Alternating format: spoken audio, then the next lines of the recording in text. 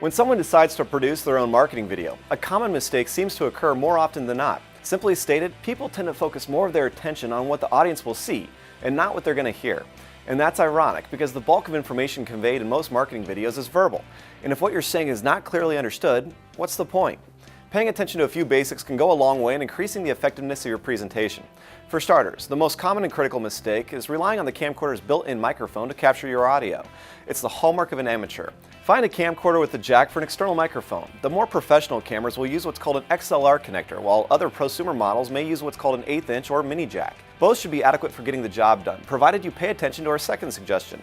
Avoid using the cheapest mic you can find. Shopping for a mic, you'll discover prices ranging from under $30 to upwards of $1,000 or more. Avoiding the low end is much more critical than trying to buy the best you can afford. For simple voice recording, wireless mics costing a few $100s are usually adequate.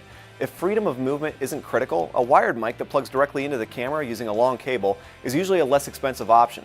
When using a wired or wireless mic, the lavalier style is often the popular choice because it can easily attach to the person's lapel or even their collar. Just remember to position it in close proximity to the speaker's face and avoid placing the mic where it might rub against the surface of their clothing, which can generate unwanted noise. If you'll be recording more than one person, you may need to consider multiple mics with a simple mixer or a boom-mounted mic that stays just out of the view of the camera. It's also wise to verify that what's called the impedance of the mic matches the technical requirements of your camera.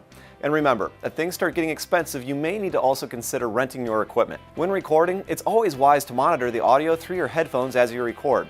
You'll be amazed at what you might not otherwise hear, such as the rumble of traffic or an air conditioner, voices or telephones from a nearby room, or a loud noise triggered by the slightest brush of the mic against your clothing. Although recording in a quiet area is a given, live monitoring of the audio is a great way to avoid both the embarrassment and time of having to schedule retakes. And finally, check your mic levels. Having the mic gain turned up too far may produce distortion that's virtually impossible to fix. Conversely, mic levels set too low can result in audio that's hard to hear, or excessive background noise created when trying to increase the volume in post-production. Remember, what your audience hears is every bit as critical, if not more, than what they see. Pay close attention to this basic yet indispensable part of your production, and you won't be sorry.